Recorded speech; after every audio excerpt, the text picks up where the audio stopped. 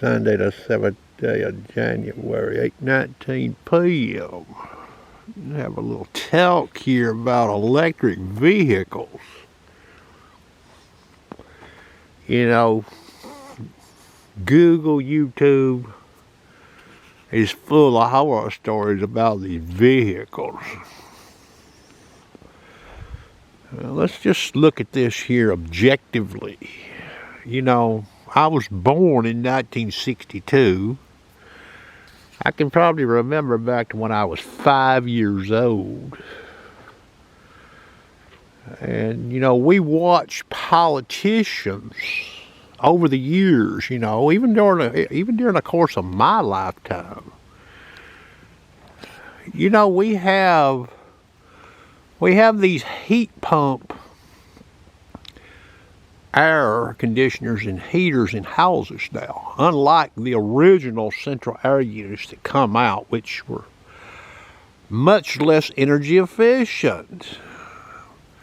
Did you ever hear a president of this country tell everybody, oh, you need to get rid of your old central air unit or get rid of those old wall heater, you know, units and go buy you one of them? We never heard that, did we? We never heard that. The market took care of itself. We never heard a president of this country or a politician, oh, get rid of your old carburetor car and go get you electronic fuel injection. We never heard that, did we? What happened, though? The market took care of itself. And what I mean by that is as technology drilled down on these new inventions, and they were proved by the general public. You know, word catches fast, you know, and some of what I'm talking about even happened before really the internet age, okay? The internet wasn't as prominent, but now we've got the internet age. So, you know, you can't bullshit people as easy. Okay, because there is truth on the internet, and yeah, there's bullshit on the internet too, okay? So you got all these horror stories with these electric vehicles. Ford Lightning, you know, I'm watching them, reading them. I'm not surprised. I'm even hearing horror stories where these dealerships are not even logistically supported to maintain these vehicles in the event of a problem. Think about that. And you know, we don't have that many EV vehicles in this country yet, you know, so we've got a power grid, you know, that's, you know, if you switched every vehicle tomorrow to EV, you know, what would it do to our power grid? We have problems with our power grid in extreme heat and extreme cold without EV vehicles.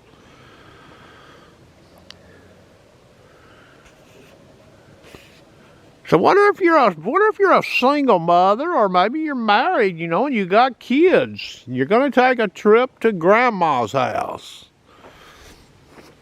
A longer trip, 400 miles. You got an EV vehicle. Well, it may have to be charged, huh? Well, here's a couple of little test questions. Well, you got to find a charging station for one. All right, let me turn this camera off briefly. So you have a wife or a single mother with children, or maybe she don't even have children with her. She's taking a trip. So she's got to have her EV car charged if she takes a certain length of trip, you know. Well, what about she's got to find a charging station. And she could be driving in the middle of the night. Well, these charging stations, where are they? I mean, is there any security? I mean, you know, you pull up to a gas station, you know, you usually have cameras. You have an attendant. Yeah, you can use a credit card. But, you know, there's usually, you know, there's people there. So, you know, you could have people that would start, you know, preying on these sites, wouldn't they? I mean, here comes somebody in at 11:30 at night. Oh, they got to have their car charged. And where are these charging stations exactly? How well lit are they? You know? You know, this whole thing is a bunch of BS, you know. And Ford and General Motors, they've dived into this shit. Now they're having to back out of it because they realize it's a damn ripoff. Now, you know, batteries don't last forever. They have to be replaced, and they lose their efficiency as they're used. You know, they don't hold as much charge, or they don't last as long generally. Well, you know, we've got gasoline vehicles now with some nice engineering that can, a lot of your Toyotas, for example, can run 300,000 miles. With good maintenance. Think about that. Well, how many miles is one of these EVs going to go before you have to replace the batteries? And what about this extreme cold? I've seen some reports on that. You remember what happened on the I-95 or the Pennsylvania Turnpike here about 3 years ago? You remember all them people up there stranded in that snowstorm? So imagine if all them people would have been driving EVs. Oh, so they can run their heaters in their EVs, but it'll only run the car so long, won't it? So when the battery in that EV is dead, the National Guard can't pull up with a 5-gallon jerry can and put gas in it and get it off the road, can they? You got to charge it. And you can't charge it in just a few minutes if it's dead. And then the car's got to be at a charger. So you would have to have a mobile charging station to show up to get these cars off of a major thoroughfare to unclog it so commerce and, you know, the road is open. Not to mention the fact, you know, what about putting the fires out from these batteries? You know, we haven't seen really the classic example yet. Got a hospital about 65 miles from me, you know, it has multi-story parking. Well, what happens if you get 2 or 3 EVs on fire on the ground floor of that baby? It's made out of concrete. You know what a lithium-ion fire does to concrete? And from what I'm seeing, you almost have to let one of these things burn out. You can't really extinguish it. And if you can, it takes zillions of gallons of water. You know, we got these nutcases in California. They were proposing EV big rigs. Can you imagine that? Can you imagine a big rig EV getting on fire, the battery getting on fire around a piece of important infrastructure? You know what would happen? Under a major overpass, what would happen? Destroyed. Not to mention the fact, you know, I'm a little surprised here. You know, these homeowners policy, if I was an insurance company, you know, I'd be sort of leery about writing a policy for somebody with an EV vehicle. Putting that thing in a garage. You live around the coastline where a hurricane strikes, you get any salt water in that thing, you know, then you've got a ticking time bomb. We've done seen this in Florida. So yeah, we have a president that's pushing this bullshit. Usually things with technology like big screen TVs. I never heard a president say, y'all all go out and buy your big screen TV. But that's what people have done. But why did they do it? Because they work and the price come down on them. You see what I'm saying? This idiot we've got in the White House, he don't have any science degrees. He don't know jack shit about damn science and lithium-ion batteries. Not to mention where the stuff from these batteries comes from.